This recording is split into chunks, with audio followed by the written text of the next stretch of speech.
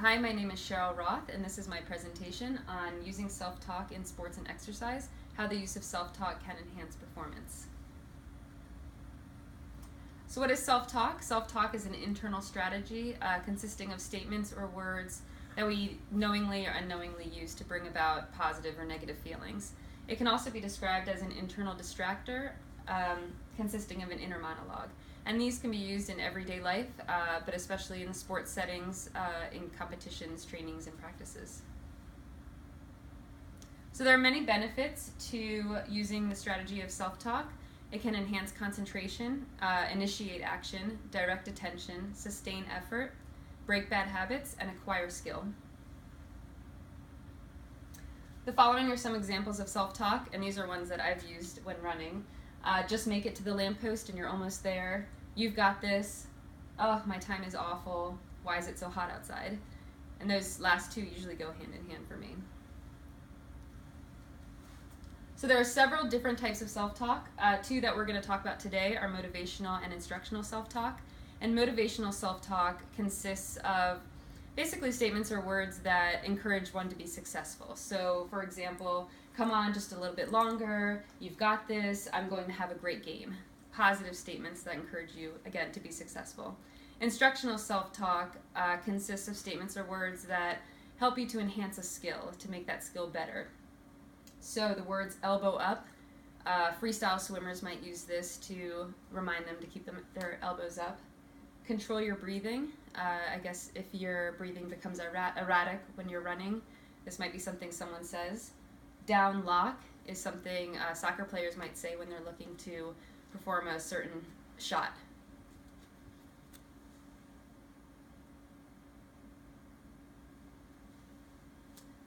Overall, the literature generally supports the use of self-talk. There have been multiple research designs that are varied in sports and ages, genders, races, all generally supporting the use of self-talk. And most of the research focuses on its effects on performance. So the first review or study that I reviewed had to do with swimming, competitive sport performance using 41 swimmers with a mean age of 14 and a half. And they separated them into two groups, a self-talk group and a control group. They spent 10 weeks looking at their performances, and they compared the pre-intervention and post-intervention times, and they found that the self-talk intervention group had significantly improved times compared to the control group.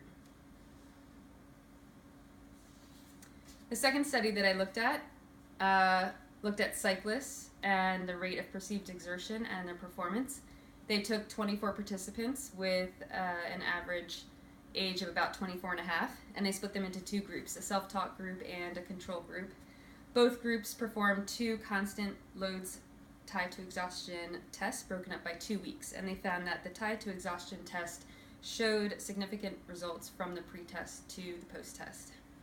It also was found that the self-talk group had decreased rates of perceived exertion. A third study that I looked at was had to do with female youth soccer players and how effective self-talk was to these players and how they perceived the intervention. So they wanted to see how it affected their low drive shots, because this is something that the coaches stressed they needed to work on. They took baseline information, they introduced the concept of self-talk to them, and taught them a 2-word sequence, which was down lock. And they found that 2 out of the 3 players showed immediate change. And one of the players didn't show immediate change, but she did show change later on.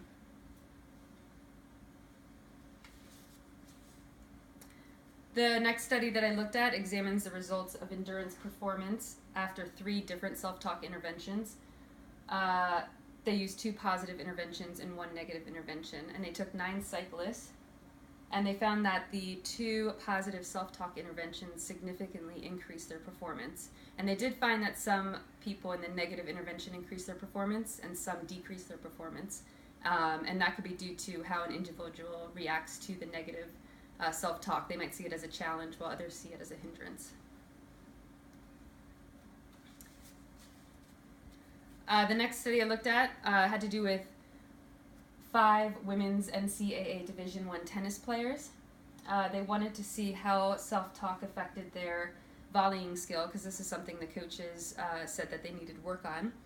They taught them a 2-word self-talk strategy, split move, which was based on the volley movement. And they found that 4 out of the 5 players significantly improved their performance and showed immediate change. And again, the 5th one didn't show immediate change, but she eventually did show change in that regard as well.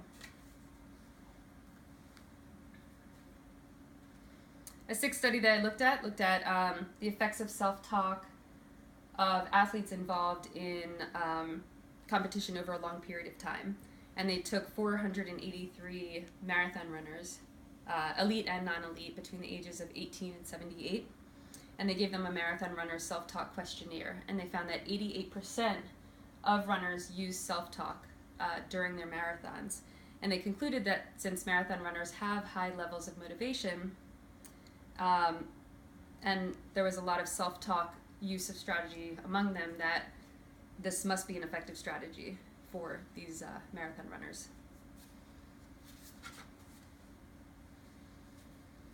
A 7th study I looked at discusses how the type of self-talk can have an effect on performance. And so this study looks at water polo tasks. And they came up with 2 different water polo tasks, a precision task and a power task. Precision task being they had to throw the ball at a direct target, the power task being they wanted to see how far the ball could be thrown. They used 60 students in a swimming class with no prior water polo experience, and they put them into 3 groups, an instructional group, motivational group, and a control group. Both self-talk groups improved the precision task, and they found that the power task was most significantly changed using the instructional self-talk strategy.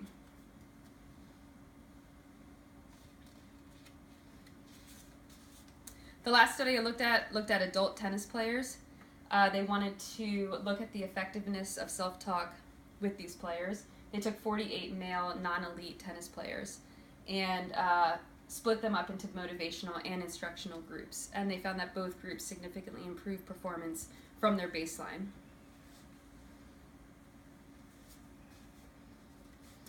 So we have several factors involved with the use of self-talk. Its relationship to sports behavior is something that we just discussed in the literature. The use of it can enhance performance and assist in other areas as well. Psychological factor, an inner voice can be either beneficial or damaging to someone's confidence and performance and psyche. And, the goal of sports psychology is taking negative words or negative self-talk and replacing those with positive statements. Economically, it is a very inexpensive option. You can build an athlete's confidence and self-esteem without much interference from outside resources. Sociologically, this can promote conversation among coaches, players, teammates, and they can discuss effective strategies, ineffective strategies, and communication can be an indirect result of the use of self-talk.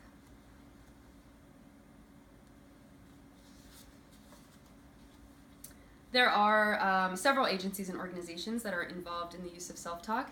2 that we'll discuss today are the Agency for Healthcare Research and Quality and the Mayo Clinic.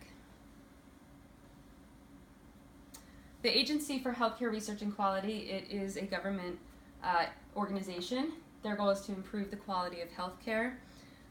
They also provide information and data to people in the healthcare field as well as consumers and researchers. There is a subgroup within this agency called Staying Healthy Through Education and Prevention. And within this subgroup, they have coaching sessions titled Thoughts and Feelings About Physical Activity. So within these sessions, they explain self-talk and how they can use self-talk to change behavior, especially as it relates to changing their exercise habits. The Mayo Clinic discusses the idea of self-talk as it relates to stress management. They really encourage people to identify negative thinking, such as filtering, personalizing, categorizing, and polarizing their thoughts. And they really stress that you want to change the negative thinking into positive thinking. So instead of saying, I'm not going to get any better at this, you can change that to, I'm going to give it another try.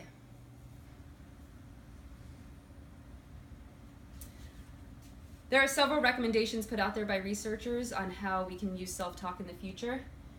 One looks at the performance of the opponent and how we should gear our self-talk to the sport where there's external factors affecting it, such as the performance of your opponent, like in tennis. Self-talk can also be used for the athlete's perception of their effort. So if we use that in practices and training, we want to generalize that to competition level. So if the athletes can use that to perceive their effort, we can do that. Another recommendation is to have athletes videotape their behavior, especially when using self-talk. In this way they can analyze their skill and their behavior for future changes or use and future study. Another researcher talks about how we really need to focus on the differences and effects of motivational and instructional self-talk, how one might be better than the other in terms of different tasks and sports. So we would want to match that with specific tasks and the actual activity that we're doing, because one is proven to be better than another in terms of what sport you're doing. Lastly, it ties in with the other one a little bit, matching the requirements, or matching with the requirements of a specific task. So we want to use self-talk for specific tasks, and we can use cues to help us and guide us to use those different words and statements to help us. Okay, we've come to the end. We're going to talk about, we're going to discuss what we talked about, and yes, that is Stuart Smalley on the screen saying, I'm good enough, I'm smart enough, and doggone it, people like me. And that is an extreme example of self-talk, but he was onto something because it did work for him, and he positively motivated him every time.